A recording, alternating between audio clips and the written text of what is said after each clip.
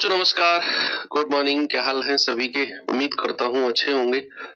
तो मेरी तरह कोल्ड एंड कफ से नहीं जूझ रहे होंगे आप लोग।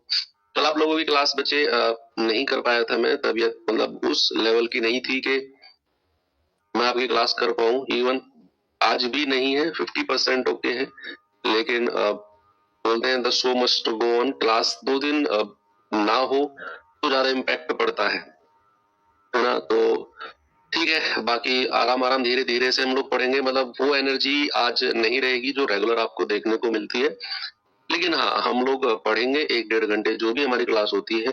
धीरे धीरे सब कुछ ठीक हो जाएगा।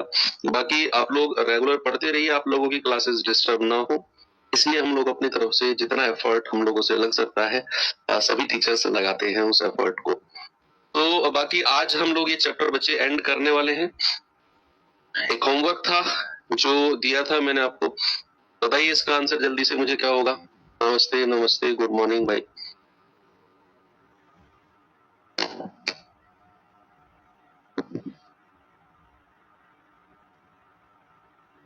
ठीक है, सवाल है भाई, वह बड़ी से बड़ी संख्या ज्ञात कीजिए जिसे 50, 58, 69 को भाग देने पर जो रेस्पेक्टिवली रिमाइंडर्स हैं वो 1, 2 एंड 6 है। बड़ी से बड़ी संख्या की जब भी बात की जाती है तो हम लोग HCF निकालते हैं, HCF। और HCF के केस में अगर हमें रिमाइंडर यानी कि शेषफल मिलते हैं तो उन्हें हम पहले से ही माइनस कर लेते हैं। जैसे 50 से भाग देने पर एक रिमाइंडर है तो 50 में से एक घटा दो। 58 से भाग देने पर 2 रिमाइंडर है तो 2 घटा दो। 69 से भाग देने पर 6 रिमाइंडर है तो 6 पहले ही घटा दो। यहाँ 63 आएगा, यहाँ 56 आएगा और यहाँ 49 आएगा। और जो भी संख्या प्यारे बच्चे अब बची हैं उनका HCF ले लो।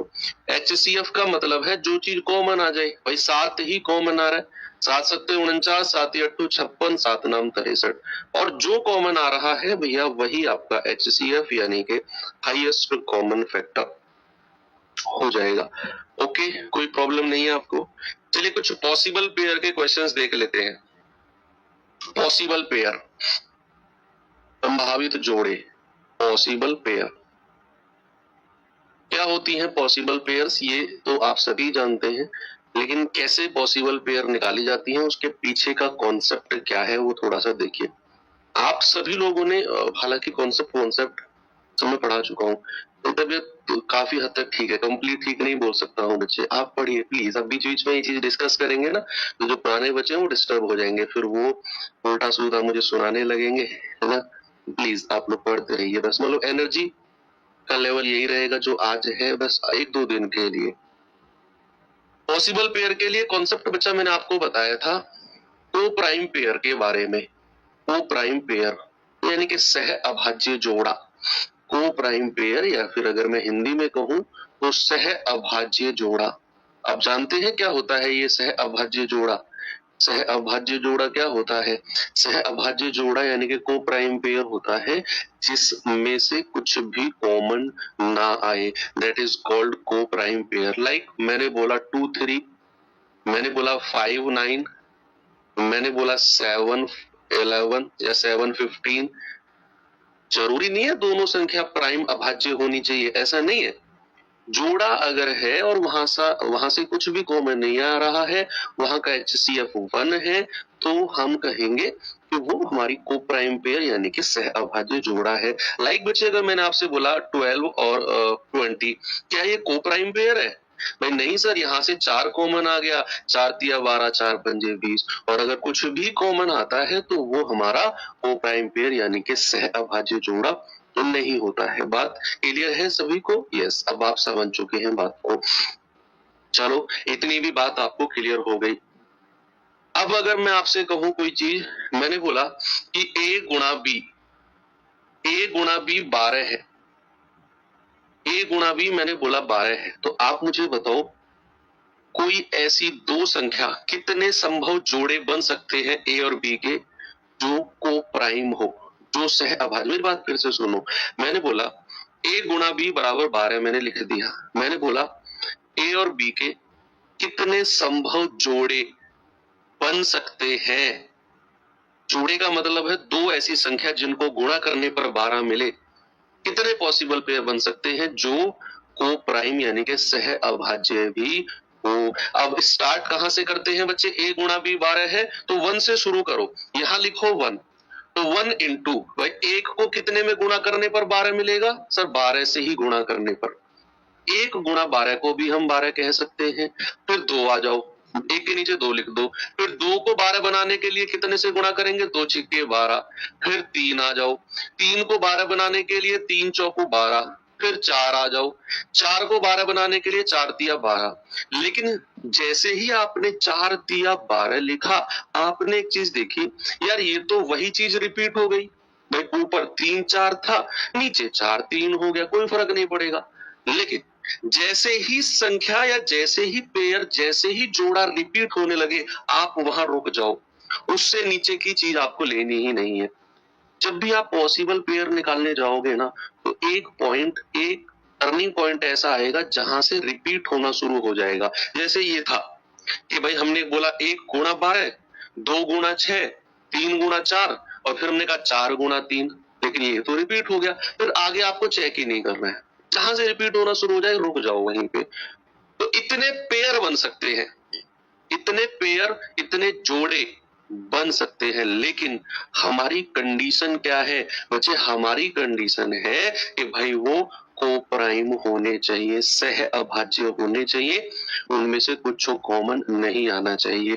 तो क्या 1 गुणा 12 को हम ले सकते हैं? बिल्कुल ले सकते हैं। क्या 2 गुणा 6 को हम सह अभाज्य जोड़ा बोलेंगे? है भाई बताओ, 2 और 6 को सह अभाज्य जोड़ा बोलेंगे? नहीं सर, यहाँ से तो 2 कॉमन आ रहा है, तो इसको हम को प्राइम पेयर नहीं बोलेंगे।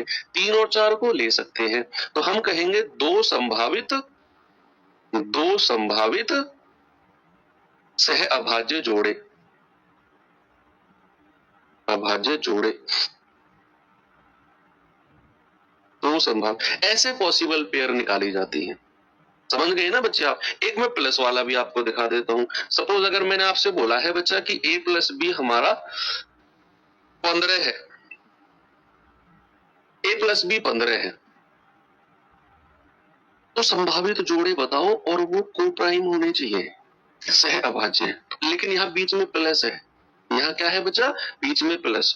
तो हमें संभावित जोड़े प्लस वाले देखने हैं कि भाई किन दो संख्या को जोड़कर 15 बनता है। तो 1 से शुरू करो भाई, 1 प्लस 14, 2 प्लस 2 में कितना जोड़े कि 15 बन जाए? 2 प्लस 13, 3 में कितना जोड़े? 3 plus 12, 4 plus 11, 5 plus 10, 6 plus 9, 7 plus 8 और 8 प्लस 7। लेकिन मैंने जैसे ही 8 प्लस 7 लिखा, मेरा दिमाग ठनका।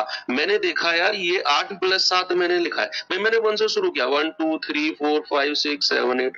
अब जैसे ही मैंने 8 प्लस 7 लिखा, मेरा दिमाग ठनका कि यार ये 8 और 7 तो मैं पहले ही ले चुका हूं।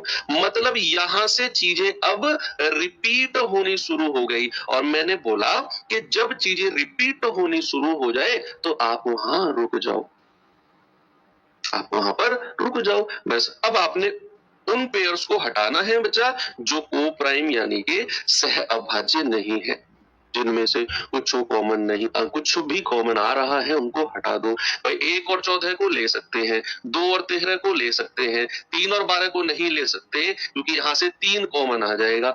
4 11 को ले सकते हैं, 5 और 10 को नहीं ले सकते क्योंकि 5 कॉमन आ जाएगा। 6 और 9 को नहीं ले सकते क्योंकि 3 कॉमन आ जाएगा। 7 और 8 को ले सकते हैं। तो कितनी पेयर हो गई बच्चे? 4 पॉसिबल पेयर। क्या बात क्लियर है? यस और नो? हाँ जी सर, बिल्कुल क्लियर है।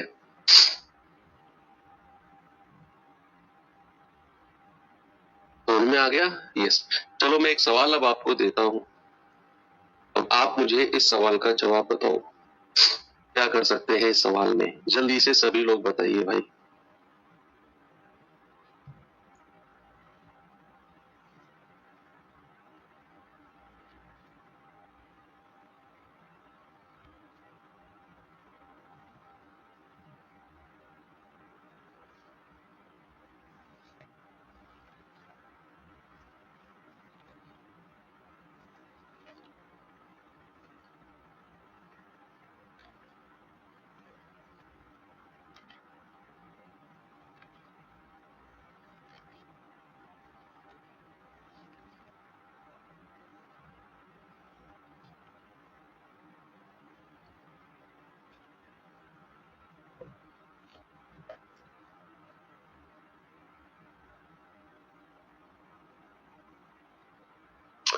बताओ भाई।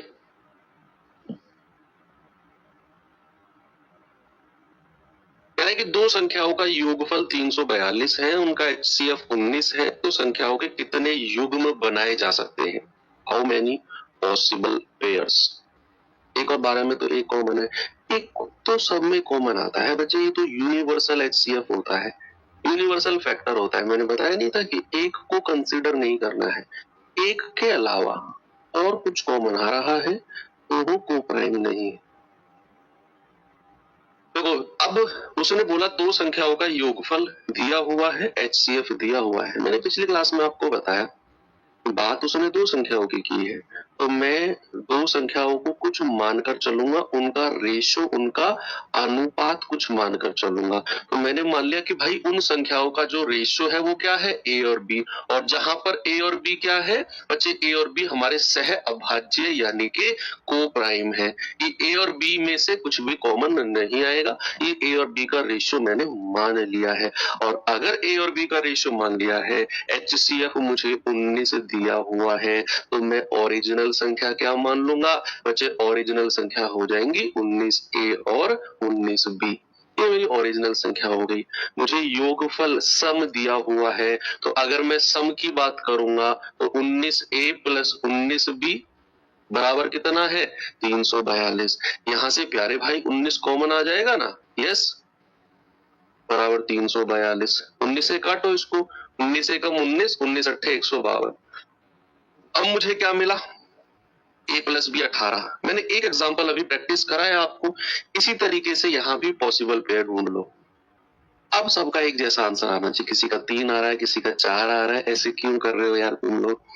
A प्लस B 18 है, तो कितने पॉसिबल पेयर बन सकते हैं योग में, जोड़ में, मल्टीप्लाई में नहीं, जोड़ में। तो 1 से शुरू करें, 1 plus 17, 2 plus 16, 3 plus 15, 4 plus 14, 5 plus 13, 6 plus 12, 7 plus 11, 8 plus 10, 9 plus 9, 10 plus 8। लेकिन जैसे ही मैंने 10 प्लस 8 देखा, मेरा दिमाग ठनका कि यार मैं 8 और 10 तो पहले ले चुका हूं, ये 10 और 8 फिर आ गया, यानी कि यहां से चीजें रिपीट होना शुरू हो गई। तो भैया फिर मैं आगे काउंट ही नहीं करूंगा, जहां से रिपीट होना शुरू हो गया वहां हम काउंट नहीं करेंगे। अब इसमें से आपने उन पेयर को हटाना है जिनमें से कुछ कॉमन आ रहा है। भाई 1 और 17 को ले सकते हैं जी, 2 और 16 को नहीं लेंगे, 3 और 15 को नहीं लेंगे, 4 और 14 को नहीं लेंगे, 5 और 13 को ले सकते हैं, 6 और 12 को नहीं, 7 और 11 को ले सकते हैं, 8 और 10 को भी नहीं, 9 और 9 को भी नहीं। जिन पे मैंने क्रॉस का आंसर कट लगाया है वो हमारी को प्राइम पेयर यानी कि सह अभाज्य जोड़े नहीं है। तो कितने पेयर हो गए, ओनली 3 पेयर, यानी कि ऑप्शन नंबर ए मेरा सही जवाब है। आगे चले, नेक्स्ट। चलिए ये सवाल देखिए बच्चे, जल्दी से आंसर बताओ मुझे।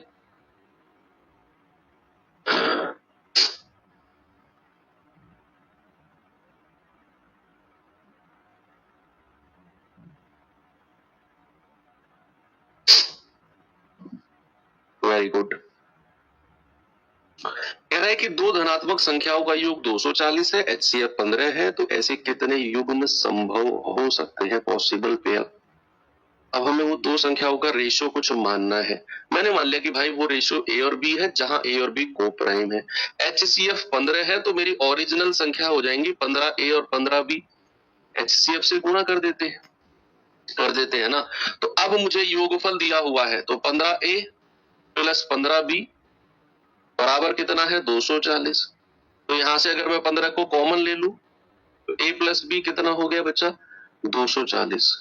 तो 15 एकम 15, 15 छिक्के 90। A प्लस बी कितना आ गया, A प्लस बी आ गया 16।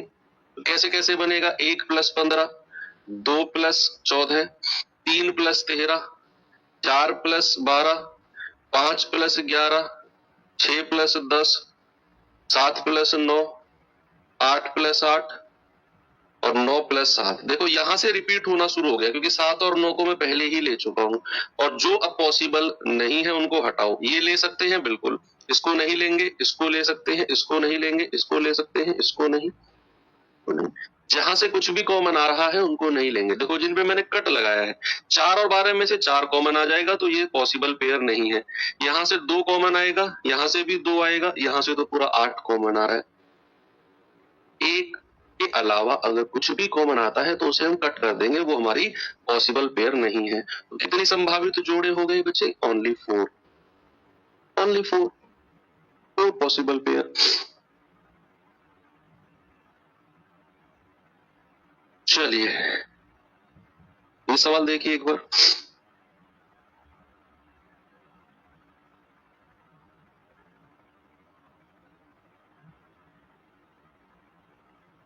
कल हम टाइम एंड वर्क शुरू करेंगे। दो संख्या ए और बी के एचसीएफ और एलसीएम से अनुपात 1:30 है। एचसीएफ और एलसीएम के बीच का डिफरेंस 493 है। ए और बी के जोड़ों की संभावित संख्या पॉसिबल पेयर क्या होगी? एचसीएफ और एलसीएम का रेशियो हमको दे दिया, एचसीएफ रेशियो एलसीएम कितना है जी? 1 और 30 का। फिर उसने बोला है कि एचसीएफ और एलसीएम के बीच डिफरेंस 493 है। डिफरेंस, अंतर। डिफरेंस का मतलब है कि इन दोनों का डिफरेंस 29 और उसकी वैल्यू कितनी है? 493। एक यूनिट का मतलब हो जाएगा 29 एकम 29, 20, 29 सत्ते 203। एक यूनिट का मतलब 17 आ गया। तो एक यूनिट का मतलब 17 और 30 का मतलब हो जाएगा यानी कि 510। तो एचसीएफ आ गया 17, एलसीएम आ गया 510।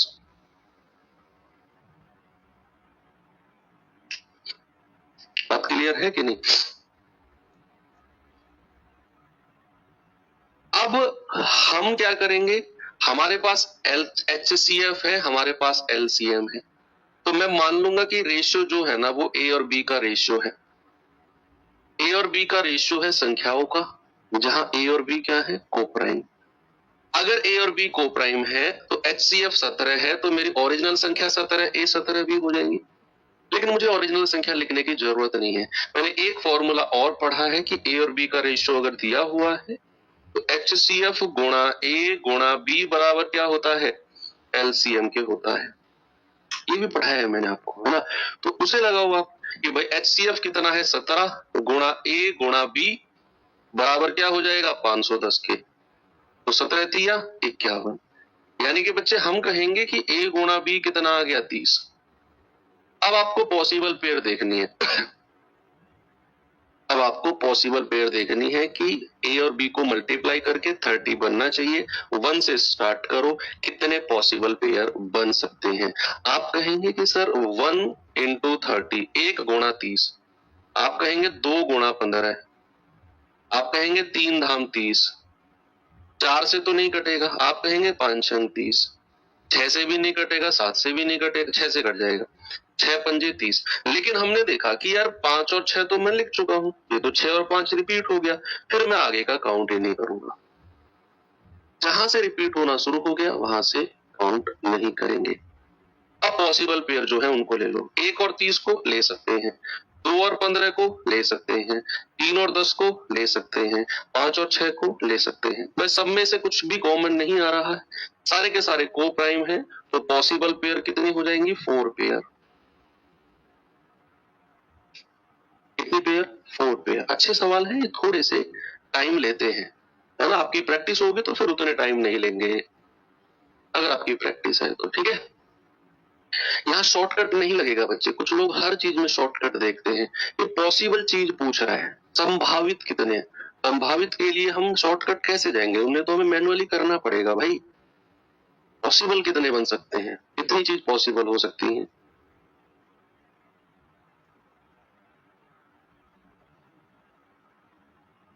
ये बताओ।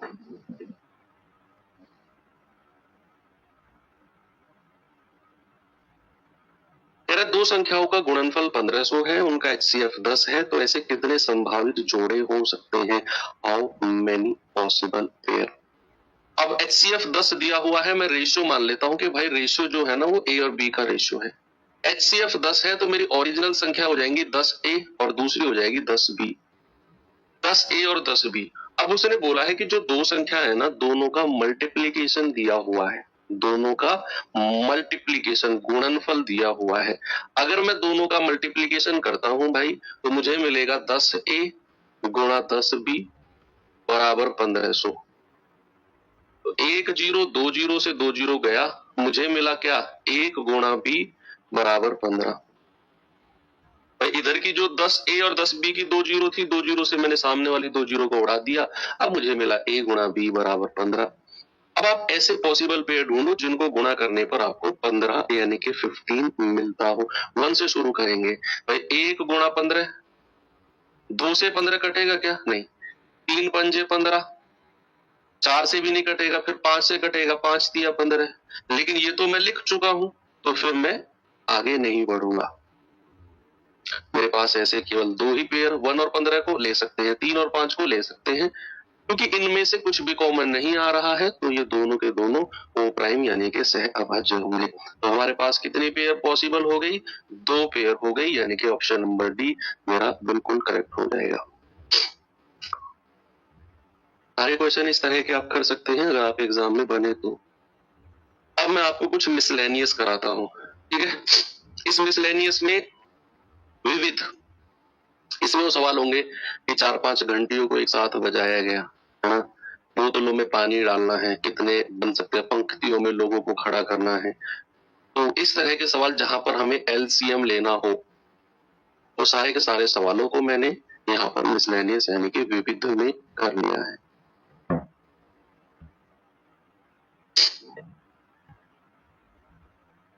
दस कॉमन क्यों नहीं लिया बच्चे? कॉमन कब लेते हैं, जब बीच में प्लस का साइन हो, जब हम कॉमन लेते हैं। मान लो अगर ये ऐसे होता ना 10A प्लस 10B, बीच में अगर प्लस या माइनस का साइन है ना, तब हम कॉमन लेते हैं। याद रखना ये बात, कोई बात नहीं, कभी कभी हो जाता है कंफ्यूजन। मान लो अगर ये ऐसे है ना 10A गुणा 10B, बीच में अगर गुणा का साइन है, तो आप ऐसे नहीं लिख सकते 10 कॉमन लेके A गुणा B, ना, गलत हो जाएगा। एक गुणा का साइन है, 10 की 10 में गुणा होगी 100 और A गुणा B, ऐसे लिखोगे आप। ठीक है भैया, तो इस तरीके जब भी गुणा का साइन होगा तो कॉमन नहीं आता है, कॉमन आता है अगर बीच में प्लस का या फिर माइनस का साइन हो तो। चलिए मिसलेनियस पे आ जाते हैं, और क्या है मिसलेनियस जरा देखिए। क्वेश्चन नंबर 1 मिसलेनियस का,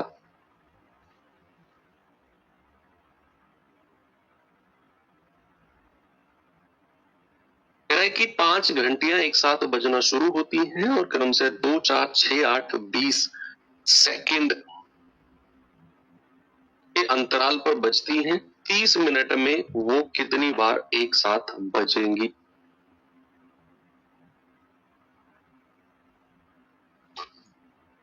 मल्टीप्लाई कहाँ होगा, प्लस कहाँ होगा? बच्चे वो सवाल में दिया होगा, आपने सवाल एक्चुअल में आपने जिसने बच्चे ने सवाल किया ना कि सर कहाँ पता चलेगा कि मल्टीप्लाई करना है, कहाँ पता चलेगा प्लस करना है। दरअसल आप ऐसे गर्दन हिलाओ, आपने सवाल पढ़ा ही नहीं, आपने जस्ट मेरी शक्ल देखी, जो मैं लिख रहा हूँ वो देखा और अपना सवाल आगे रख दिया। आप अगर सवाल पढ़ते तो ये सवाल आपके दिमाग में आता ही नहीं। देखो कैसे पता चलेगा कि कहाँ मल्टीप्लाई, यहाँ गुणनफल बोला है तो संख्याओं का गुणनफल करना है, यहाँ उसने बोला है संख्याओं का रेशियो, HCF और LCM का अंतर, इसलिए हमने इनका अंतर लिया। यहाँ उसने संख्याओं का योगफल बोला है, इसलिए हमने योग किया है। यहाँ भी उसने योगफल बोला है, इसीलिए हमने संख्याओं का योग किया। तो ये सवाल तो बनता ही नहीं है कि सर कैसे पता चलेगा कि कहाँ गुणा कहाँ योग, तो देगा सवाल में। तो 5 घंटियां एक साथ बजना शुरू होती हैं और 2, 4, 6, 8 20 सेकंड के अंतराल पर बजती हैं। 30 मिनट में कितनी बार एक साथ बजेंगी? दरअसल सवाल क्या है, मैं आपको पहले इसको थोड़ा सा समझाता हूँ। बहुत सारे लोग इसे रट लेते हैं, यार एलसीएम ले लो। मैं आपको थोड़ा सा समझाता हूँ पहले कि क्यों हम इसे एलसीएम लेते हैं।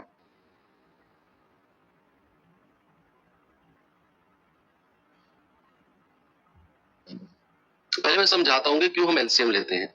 सवाल पता है क्या कह रहा है, सुनो, पेन रख दो साइड में, मैं कह रहा हूँ जीवन में कभी भूलोगे ही नहीं आप। अपने दिमाग में ना एक इमेज क्रिएट करना।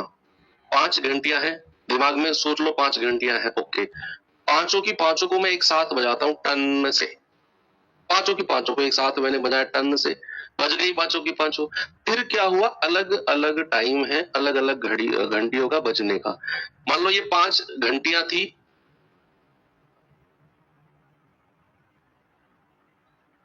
ये 5 घंटियां थी और इन पांचों को एक साथ बजाया गया।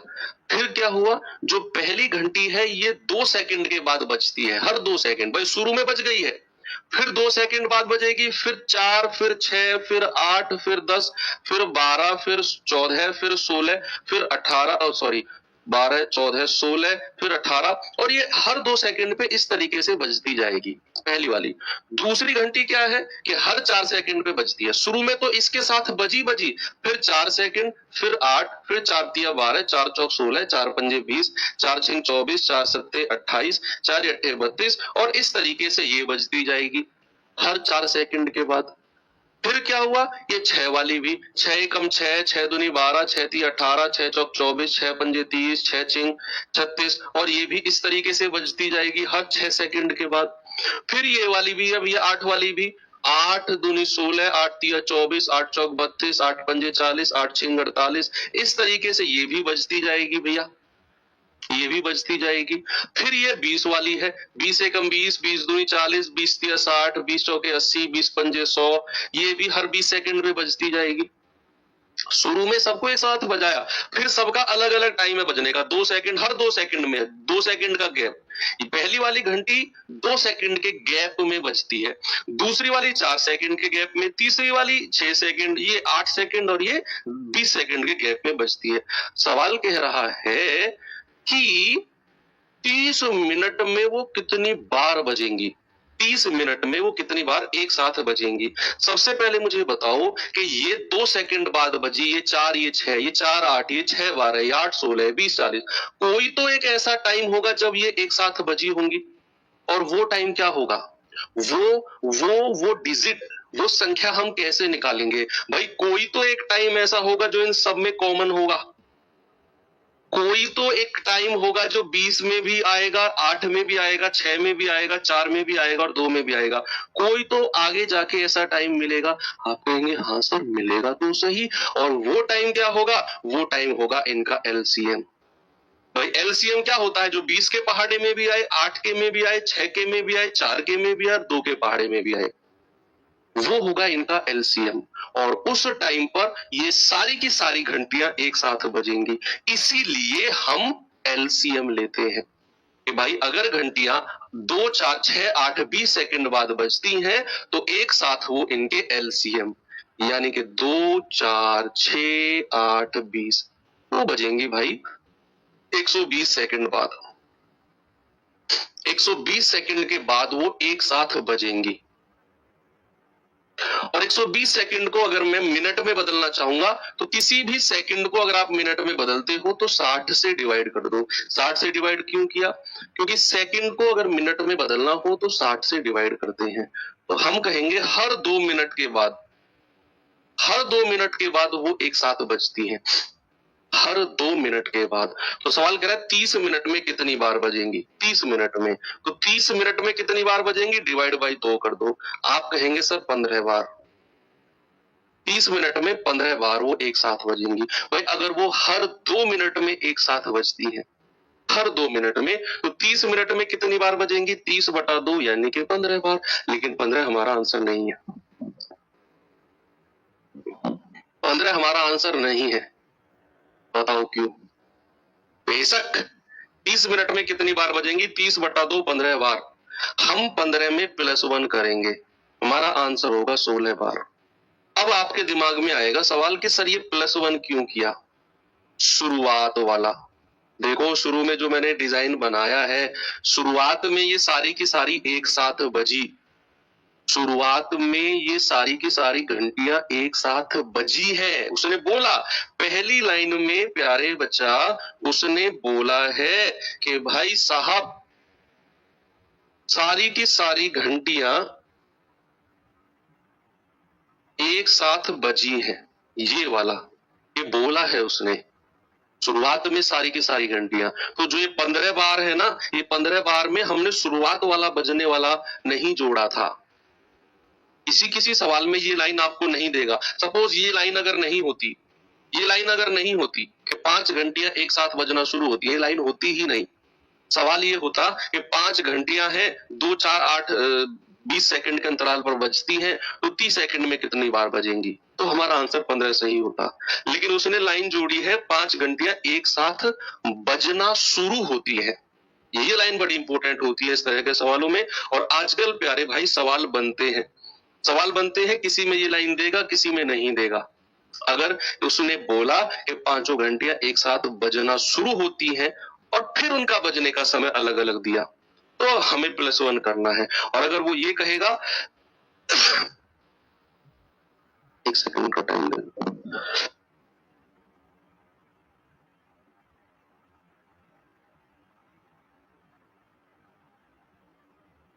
और अगर ऐसा होता कि 5 घंटियां एक साथ नहीं बजती, लाइन नहीं होती, तो फिर हमारा आंसर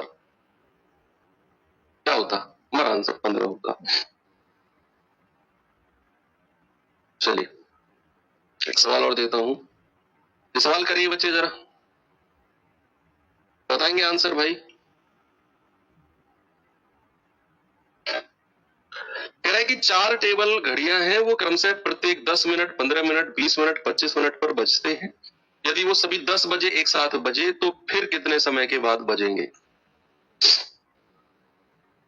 सवाल ने बोला कि 4 टेबल घड़ियां हैं अलग अलग, वो एक 10 मिनट में बजती है, एक 15, 20, 25। अब इस सवाल में आपसे ये पूछा ही नहीं है कि भाई कितने समय में कितने बार बजेंगे 4 टेबल घड़ियां ना। उसने तो सिंपल बोला है कि 4 टेबल वॉच है, क्लॉक है, एक 10 मिनट में बजती है, एक 15 में, एक 20 में, एक 25 में। सवाल कर रहा है कि यदि उन सभी को 10 बजे एक साथ बजी, 10 बजे टन से सारी की सारी बजी, फिर एक साथ कितनी देर बाद बजेंगी, कितने बजे फिर बजेंगी वो? एलसीएम ले लो भाई। 10 मिनट, 15 मिनट, 20 मिनट और 25 का एलसीएम ले लो। तो बताएगा मुझे एलसीएम कितना आएगा? 300 आएगा आई थिंक। 300 मिनट के बाद, 300 मिनट के बाद वो एक साथ फिर बजेंगी। 300 मिनट के बाद। 300 कहां से आया? इनका एलसीएम आप निकालो, एलसीएम तो आता है आपको निकालना। 300 को अगर घंटे में बदलना हो, देखो मिनट को अगर घंटे में बदलना हो तो फिर हम 60 से भाग देते हैं। सुनो, सेकंड को मिनट में बदलना हो तो 60 से भाग देते हैं, मिनट को घंटे में बदलना हो तो 60 से भाग देते हैं। तो ये आ जाएगा 6 पंजे 30, यानी कि 5 घंटे। यानी कि अगर वो सुबह 10 बजे एक साथ बजी, 5 घंटे के बाद फिर एक साथ बजेंगी। तो आपका जवाब क्या हो जाएगा बच्चा? 10 बजे में आप क्या करो, आप 5 घंटे ऐड कर दो, तो ये आ जाएगा 3 PM। 3 PM, 3 बजे फिर वो एक साथ बजेंगी। ठीक है बच्चा, 600 नहीं 300 होगा भाई, 300 होगा, क्या बात कर रहे हो? देखो ग्रुप डी का आया हुआ सवाल है बच्चे एक, जरा देखेंगे इस सवाल को, क्या है जी सवाल में? 4 घंटियां क्रमशः 2, 4, 6, 8 सेकंड के अंतराल पर बजती हैं। दोपहर 12 बजे वो सभी एक साथ बजी। उसी दोपहर 12 बजे से 12:50 के बीच अगले 50 मिनट में कितनी बार वो एक साथ बजेंगी? यदि इसमें 12 बजे घंटियां के बजने को छोड़ा गया है और 12:50 पर घंटियों के बजने को शामिल किया गया है। ये सवाल खामखा आपको परेशान करने के लिए इतना बड़ा किया गया है, खामखा परेशान करने के लिए। मैं आपको बताता हूं एक्चुअल में सवाल है क्या। सवाल है कि 4 घंटियां हैं, 2 सेकंड, 4 सेकंड, 6 सेकंड और 8 सेकंड के अंतराल पर बजती हैं। और सवाल कहता है कि वो दोपहर 12 बजे एक साथ बजी, दोपहर 12 बजे, कह रहा 12 बजे से, और 600 होगा एलसीएम, एक बार इनका एलसीएम 600 होगा, क्या बात कर रहे हो? कूट दूंगा अगर एलसीएम 600 नहीं हुआ, देख लेना, तो मेरा टाइम वेस्ट कर रहे हो।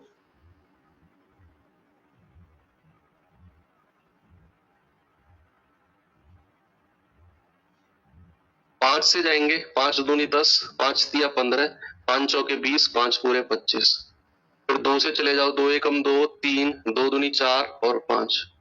फिर 2 से आ जाओ 1, 3, 1 और 5। अब 3 से आ जाओ 1, 1, 1 और 5। अब 5 से आ जाओ 1, 1, 1 और 1। 5 दूनी 10, दूनी 20, 20 तिया 60 और 60 पंजे 300। बस सर ये टाइम मेरा वेस्ट नहीं किया, तुमने ये अपना किया है। 30 सेकंड में जो मैंने एलसीएम निकाला है ये आपका टाइम था, मेरा टाइम नहीं था। मेरा टाइम तो पूरा 1 घंटे 10 मिनट, 1 घंटे 15 मिनट का है। जैसे खत्म होंगे मैं निकल जाऊंगा। उसी बीच में जो आपने अपने आप सॉल्व ना करके कमेंट पे कमेंट किया, 300 नहीं 600, 300 नहीं 600, उस कमेंट करने के टाइम में अगर आप खुद अपनी कॉपी में कर लेते तो शायद आपका टाइम सेव होता क्लास का। और ये जो मैंने लेक्चर दिया 15 सेकंड का, ये भी आप ही का टाइम था, मेरा नहीं था ये। सुनो, 12 बजे अगर एक साथ बजी और 12:50 के बीच जो 50 मिनट का टाइम है, इसमें वो कितनी बार एक साथ बजेंगी? उसने एक बात और बोली कि जो शुरुआत का 12 बजे का टाइम है ना, जिसके बारे में हमने अभी फर्स्ट क्वेश्चन में डिस्कशन किया कि शुरुआत में एक साथ बजी, उसने साफ बोल दिया है कि भैया जो शुरुआत का 12 बजे का टाइम है ना, उसको काउंट नहीं करना है। यानी कि हमें +1 नहीं करना, हमें +1 करना ही नहीं है। उसने बोल दिया कि जो शुरुआत में 12 बजे घंटिया बजने का टाइम है उसको छोड़ा गया है, +1 नहीं करना आपने। और बताओ 12 बजे से और 12:50 के बीच, 12:50 कितना टाइम होता है बच्चा? 50 मिनट का। क्या इस 50 मिनट में वो कितनी बार एक साथ बजेंगी? कह रहे ना 12 बजे एक साथ बजी तो 12 से 12:50 के बीच 50 मिनट में कितनी बार बजेंगी? तो आप क्या करो, उनका एलसीएम लो। आप क्या करो बच्चा, एलसीएम लो किसका? 2, 4, 6 और 8 का। कितना होता है? 24। क्या होता है बच्चे? 2, 4, 6, 8 का एलसीएम होता है 24। यानी कि वो हर 24 सेकंड के बाद बजती है, हर 24 सेकंड। और सेकंड को अगर मिनट में बदलना हो तो मैंने आपको बताया हम 60 से डिवाइड करते हैं। बताया कि नहीं कि सेकंड को अगर मिनट में चेंज करना हो तो हम 60 से डिवाइड करते हैं। 12 दूनी 24, 12 पंजे 60, यानी कि 2/5 मिनट। हर 2/5 मिनट में वो एक साथ बजती है, एवरी 2/5 मिनट। अब कह रहा है बताओ 50 मिनट में कितनी बार बजेंगी? तो 50/2, और जो ये /5 है ना, ये /5 यहाँ मल्टीप्लाई में हो जाएगा। ये 2/5 है, ये बटे का 5 यहाँ मल्टीप्लाई में हो जाएगा। 2 से जाएगा 25 बार और 25 पंजे 125। कितना होगा? 125। 126 आंसर मत कर देना ना,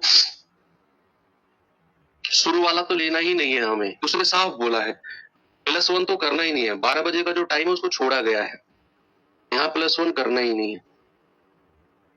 आगे चलो, ये सवाल देखिए बच्चे जरा।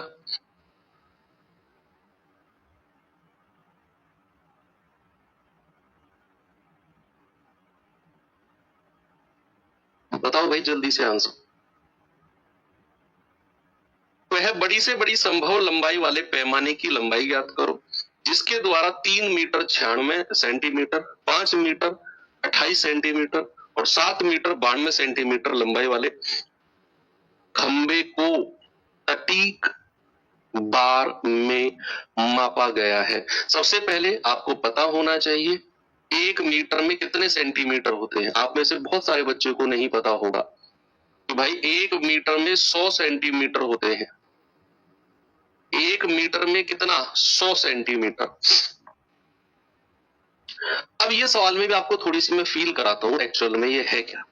उसने बोला है कि एक तो ये रॉड है 3 मीटर 96 सेंटीमीटर की, एक ये रॉड है 5 मीटर और 28 सेंटीमीटर की, और एक ये रॉड है 7 मीटर 92 सेंटीमीटर की। मेरे पास ना 3 रॉड है। आप ऐसे सोचो कि मेरे पास है ना ये 3 चीज है। एक मेरे पास मोबाइल है, एक मेरे पास ये रिमोट है, और एक मेरे पास ये पेन है। अब देखो इसकी लंबाई अलग है, इसकी लंबाई ये थोड़ा सा लंबा है इससे, है ना, और इसकी लंबाई अलग है। तीनों की लंबाई अलग अलग है ना भाई। इस पेन की लंबाई अलग, इस रिमोट की लंबाई अलग, और मोबाइल की लंबाई अलग। तीनों की लंबाई अलग अलग है। अब मैं आपसे पूछता हूं कि मुझे एक ऐसी लंबाई बताओ, मतलब एक ऐसी लंबाई मुझे तोड़ के दो, एक लकड़ी का टुकड़ा एक लकड़ी का टुकड़ा या एक धागा जो होता है ऐसा तोड़ के दो, जिसे मैं इस फोन को भी बराबर बराबर माप लूं। यानी कि मान लो मैंने कोई इतना बड़ा लकड़ी का टुकड़ा लिया, इतना नापा, इतना नापा, इतना नापा, और फिर ये इतना ही नपना चाहिए।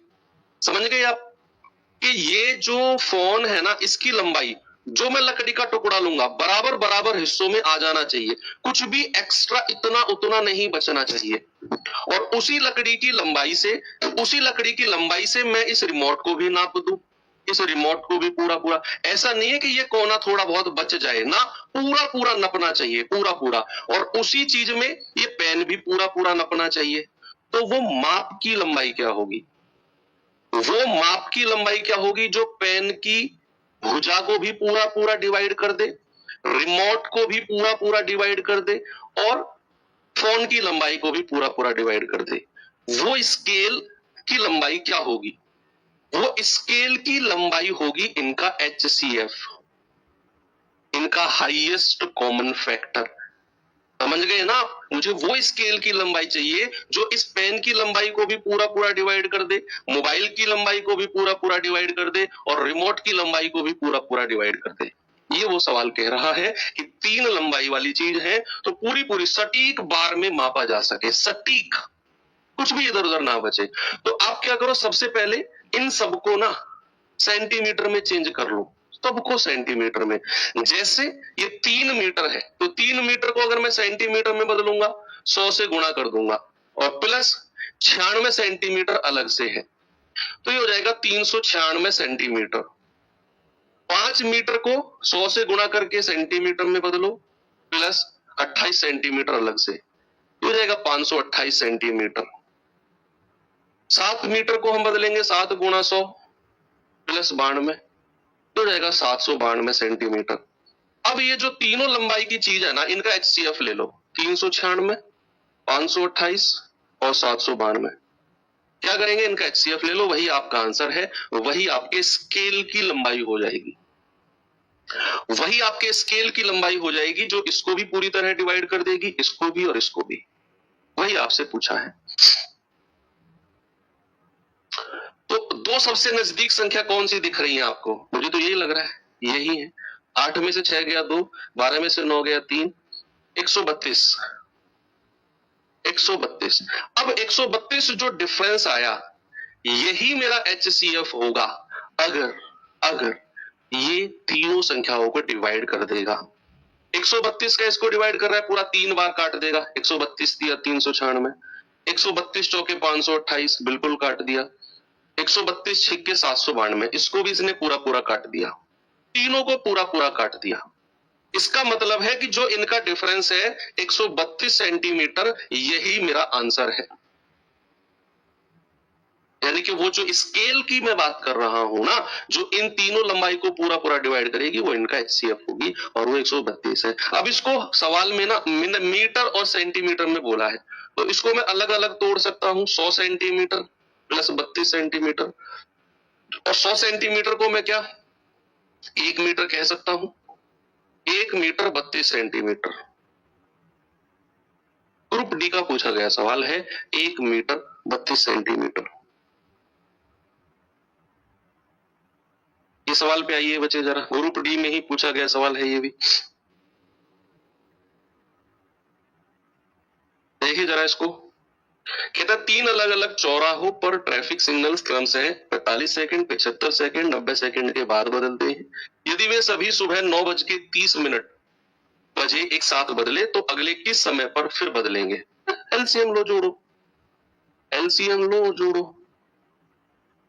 भाई। 45, 75 और 90। पिछले क्वेश्चन में HCF क्यों लिया, उसको मैंने एग्जांपल के तौर पे आपको समझाया कि हमें उस स्केल की माप चाहिए, इसको पूरी तरह डिवाइड कर दे। यानी कि हमने उस संख्या के पहाड़े में इसकी लंबाई भी आ जाए, उस संख्या के पहाड़े में फोन की लंबाई भी आ जाए, उस संख्या के पहाड़े में रिमोट की लंबाई भी आ जाए। जो रिमोट की लंबाई को भी पूरा पूरा डिवाइड कर दे, पेन की लंबाई को भी पूरा पूरा डिवाइड कर दे, और फोन की लंबाई को भी पूरा पूरा डिवाइड कर दे, वो होती है उसका HCF। एलसीएम किस केस में लेते हैं कि भैया ये 45 सेकंड में बजती है, ये 75, ये 90। इसका भी मैं पहले क्वेश्चन में आपको जो लंबी लंबी लाइन लिखवाई थी, मैंने पहाड़े से लिखवाए थे वो, उसमें बताया था कि एक तो टाइम ऐसा होगा जब तीनों एक साथ बजेंगी, वो इनका एलसीएम। तो एलसीएम किस केस में लेते हैं, एचसीएफ किस केस में लेते हैं, सब मैंने प्रैक्टिकल आपको समझाया, रटवाया कुछ भी नहीं। आपके दिमाग में अगर ये सवाल है कि सर कहाँ एलसीएम लेंगे, कहाँ एचसीएफ लेंगे, तो आपको ये क्लास फिर दोबारा, ये वाला पार्ट दोबारा देखना पड़ेगा। चलो, तो आप क्या करो, इनका एलसीएम ले लो कि भाई ये अलग अलग सेकंड में एक साथ बदलती हैं, तो वो समय क्या है जब ये एक साथ बदलेंगी, वो होगा सर इनका एलसीएम। एलसीएम निकालो भाई, एलसीएम अपनी रफ कॉपी में निकालो, मैं डायरेक्ट लिखता हूँ एलसीएम। मैंने तो आपको सिखाया पिछले 5-6 क्लास में एलसीएम निकालना, मैं खुद ऐसे थोड़ी निकालता हूँ, मैं तो डायरेक्ट लिखता हूँ। 90 का पहाड़ा पढ़ूंगा, 90 दूनी 180, 75 के पहाड़े में नहीं आएगा, 9 27, 75 के पहाड़े में नहीं आएगा, 9 चौक 36, 360 एलसीएम हो जाएगा। मैं तो डायरेक्ट लिखता हूँ, आप लगो ऐसे, करो ऐसे, आपको करना पड़ेगा। मैंने भी शुरू में ऐसा किया, जब मेरी प्रैक्टिस बहुत सारी हो गई फिर मैंने ये करना बंद कर दिया। मुझे डायरेक्ट एलसीएम पता है कि क्या होगा इसका एलसीएम डायरेक्ट, है ना। तो यानी कि वो सारी की सारी जो लाइट है वो 360 सेकंड के बाद फिर बदलती है, 360 सेकंड के बाद फिर बदलती है।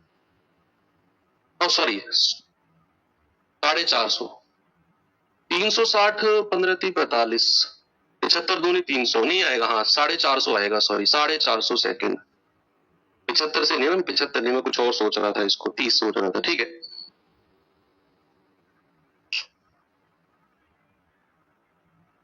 साढ़े 400, ठीक है ना, 360 नहीं 450। ये तो आप निकाल दो ऐसे, मैं 75 दूनी 150 और 15 तिया 45, ऐसे निकाला। तो हर 450 सेकंड के बाद वो फिर बजती हैं या फिर बदलती हैं। अब इसको आप मिनट मिनट में बदल दो, 450 को किससे डिवाइड करो, 60 से। आप कहेंगे इतना मिनट हो जाएगा, तो 6 6 36, 6 7 42, यानी कि 7 मिनट, और 42 के आगे कितना बचा, 3, 3/6 मिनट अलग से।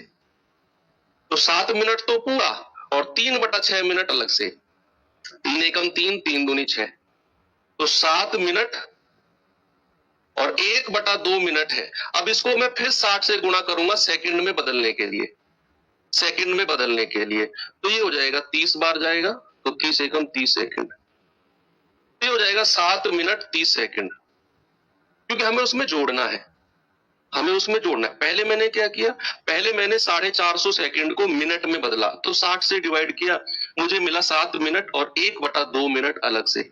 1/2 मिनट को सेकंड में बदला तो 60 से गुणा करके 30 सेकंड बोल दिया। भाई आधा मिनट को 30 सेकंड नहीं बोलते क्या, प्रैक्टिकल सोचो, 30 सेकंड को आधा मिनट नहीं बोलते क्या, तो आधा मिनट को आप डायरेक्ट 30 सेकंड भी कह सकते हो।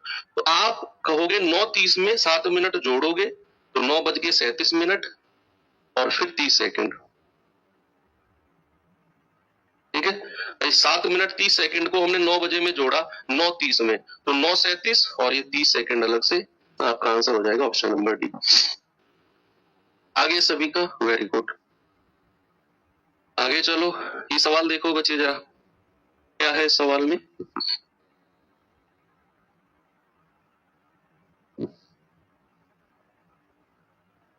कह रहा है कि 24 आम के पेड़, 56 सेब के पेड़ और 72 संतरों के पेड़ों को पंक्तियों में इस तरीके से रखा जाना है कि प्रत्येक पंक्ति में केवल एक ही किस्म के पेड़ की समान संख्या हो।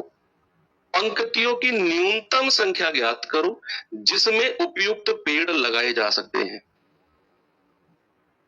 पंक्तियों की संख्या, पंक्तियों की संख्या भाई 24, 56 और 72 अलग अलग तरह के हमारे पास पेड़ है। 24 पेड़ तो आम के हैं, 56 पेड़ सेब के हैं और 72 पेड़ किसके हैं, संतरे के। अब सवाल कह रहा है कि इनको इस तरीके से लगाना है कि केवल एक ही किस्म के पेड़ एक पंक्ति में हो, एक ही किस्म के पेड़ एक पंक्ति में हो। तो कह रहा है कि बताओ ऐसी न्यूनतम कितनी पंक्तियां बनाई जा सकती हैं। एक पंक्ति में ऐसा नहीं है कि आपने एक लाइन में आपने आम के भी पेड़ लगा दिए, संतरे के भी, मतलब अगर आप ऐसे खड़े हो तो आपके सामने जो है ना, अगर इस लाइन में आप खड़े हो तो सामने सेब के ही पेड़ दिखने चाहिए आपको लास्ट तक। इस लाइन में खड़े हो तो संतरे के ही पेड़ दिखने चाहिए लास्ट तक। इस लाइन में खड़े हो तो भैया आपको सेब के ही पेड़ दिखने चाहिए लास्ट तक। ऐसे उसने बोला है कि बीच में कोई आम या संतरे का पेड़ ना हो, अगर आप सेब का पेड़ लगा रहे हो तो लास्ट तक एक ही तरह के हो। तो ऐसी कितनी हम पंक्तियां, कितनी हम रोज बना सकते हैं। सबसे पहले तो ये पता करो एक रो में मैक्सिमम कितने पेड़ हम लगा सकते हैं। एक रो में, एक पंक्ति में अधिकतम कितने पेड़ हम लगा सकते हैं, पहले ये पता करो। और एक पंक्ति में अधिकतम पेड़ों की संख्या, अधिकतम पेड़ कितने लगा सकते हैं, अधिकतम पेड़ कितने लगा सकते हैं, वो होगा इनका HCF 24, 56 और 72 का। वही आ जाएगा 8। 24, 56 और 72 का HCF होगा 8। यानी कि एक पंक्ति में हम 8 पेड़ लगा सकते हैं, 8 से ज्यादा नहीं लगा सकते। क्योंकि 8 इसके पहाड़े में, 8 के पहाड़े में 24 भी आता है, 56 भी आता है और 72 भी आता है। तो एक पंक्ति में हम मैक्सिमम 8 पेड़ लगा सकते हैं, 8 से ज्यादा नहीं लगा सकते। अब ऐसी कितनी पंक्ति बनेंगी, तो भैया मुझे बताओ आम के पेड़ों की कितनी पंक्ति बनेंगी। अगर आप एक रो में 8 पेड़ लगाओगे तो आम के पेड़ तो मेरे पास 24 है, तो कितनी रो बन जाएंगी आम के पेड़ों की, नंबर ऑफ रोज यानी कि पंक्तियां। रोज की संख्या क्या हो जाएगी भाई, 24 आम के पेड़ है और एक पंक्ति में 8 पेड़ लगाओगे तो ये तो 3 पंक्तियां बनेंगी। 56 पेड़ सेब के हैं, एक पंक्ति में 8 पेड़ लगा सकते हो तो 7 पंक्तियां बनेंगी। 72 संतरे के हैं तो 9 पंक्तियां यहां बनेंगी। 9 और 7 16, कितनी पंक्तियां हो गई, 19। टोटल 19 पंक्तियां बन सकती हैं। पहले तो आपने ये पता किया एक पंक्ति में कितने पेड़ लगेंगे, आपको पता चला 8 पेड़, HCF सारे पेड़ों की संख्या का HCF। फिर आपने देखा अच्छा 32 पेड़ आम के हैं तो 3 पंक्तियां, 8 दिया 24। 56 पेड़ सेब के हैं तो 7 पंक्तियां। 72 पेड़ संतरे के हैं तो 9 पंक्तियां। सबको जोड़ा तो 19 हमारे पास पंक्तियां ऐसी बन सकती है। इस पे आ जाओ जरा, सेम क्वेश्चन है, सेम।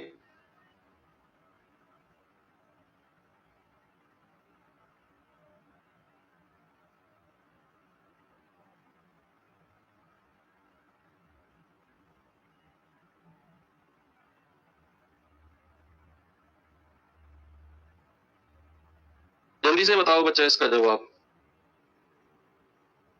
सवाल कहता है 3 कंटेनर में क्रम से 204, 136, 119 लीटर पानी है।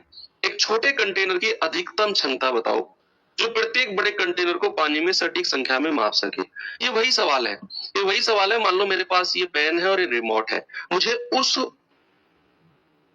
लंबाई को बताना है जो इसको पूरी तरह डिवाइड कर दे, तो इसको भी पूरी तरह डिवाइड कर दे, तो वो क्या होगी, इनका HCF। ये वही कह रहा है कि आपके पास 3 बड़े बड़े कंटेनर है, 204, 136, 119 लीटर उनमें दूध भरा हुआ है। हमें वो माप की वैल्यू बतानी है जो 204 को भी पूरी तरह डिवाइड कर दे, कुछ भी लास्ट में 1-2 किलो दूध ना बचे, पूरा पूरा दूध आ जाए और वो केन जो आप ले रहे हो ना वो फुल भर के निकले।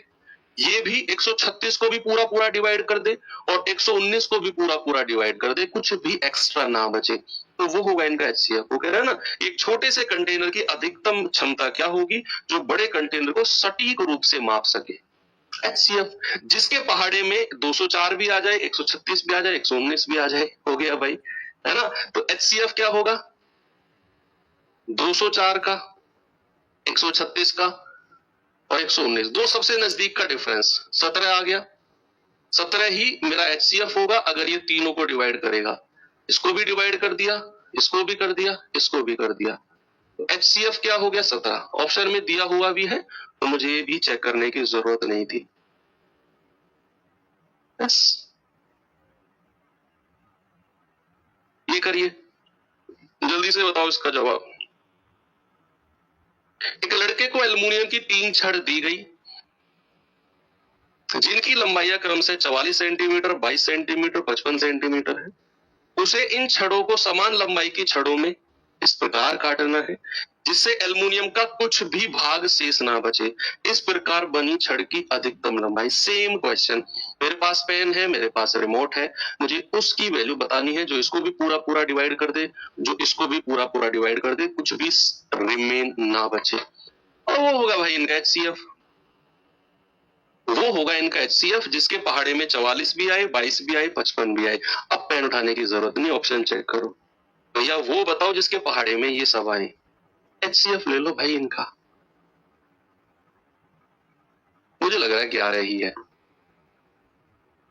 क्या आ जाएगा? 11। 11 चौक 44, 11 दूनी 22, 11 पंजे 55।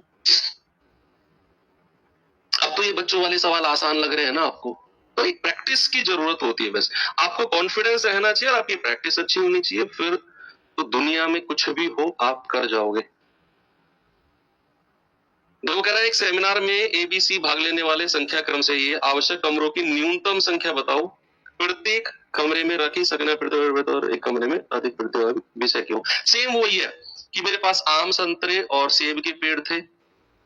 इतनी पंक्तियां, पहले मैंने क्या किया था, एक पंक्ति में कितने पेड़, और फिर मैंने डिवाइड करके नंबर ऑफ रोज निकाले थे। यहां भी वही करना है कि भाई लड़कों की संख्या ये है, तो आपको बताना है कि एक कमरे में कितने प्रतिभागी मैक्सिमम बैठेंगे, कितने कैंडिडेट बैठ सकते हैं एक कमरे में, तो वो होगा इनका HCF। लेकिन आपसे कैंडिडेट की संख्या नहीं पूछी, कमरे की संख्या क्या होगी, जैसे वहां पंक्तियों की संख्या पूछी थी। तो आप जो इनका HCF निकालोगे, तीनों को डिवाइड कर देना, जोड़ देना, वही आपका आंसर है।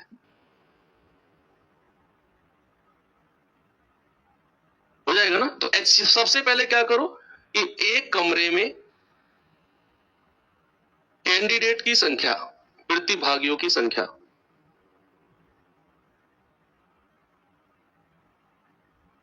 एक कमरे में प्रतिभागियों की संख्या वो होगी HCF ऑफ 96, 160 और 224। 16 आएगा क्या बच्चा? 16 आएगा क्या? 16 छिकम 96, 16 धाम 160, 16 एकम 16, 16 चौके 64, 32 आ जाएगा मुझे लगा है, 32 है ना? 32 तिया 96, 32 पंजे 160, 32 सत्ते HCF आ जाएगा 32। तो एक कमरे में 32 कैंडिडेट बैठ सकते हैं। लेकिन आपसे पूछा है कमरों की संख्या क्या होगी, तो भैया 96 बटे 32, 160 बटा 32 और 224 बटा 32। 32 तिया 96, 32 पंजे 160 और 32 सत्ते 224। तो 3 + 5 + 7 ये आ जाएगा 15। ठीक है भैया, 32 नहीं आंसर आएगा। 32 तो बच्चे एक कमरे में कैंडिडेट कितने बैठेंगे वो है। लेकिन आप देखो सवाल में क्या पूछा है, कमरों की संख्या क्या होगी। तो एक कमरे में कितने कैंडिडेट, एक कमरे में 32 कैंडिडेट। कमरों की संख्या आप डिवाइड कर दो और 15 कमरे बनते हैं इस प्रकार। तो यहां पर बच्चे आपका LCM HCF खत्म होता है। अब हम कल या फिर नेक्स्ट जो हमारा टॉपिक है, नेक्स्ट टॉपिक है time and work. Time and work ये हम अब घुसने जा रहे हैं अर्थमेटिक वाले पार्ट में। तो मजा आएगा, वहां LCM का बहुत काम हम लेने वाले हैं। तो मिलेंगे हम नेक्स्ट सेशन में। थैंक यू, बाय बाय, जय हिंद।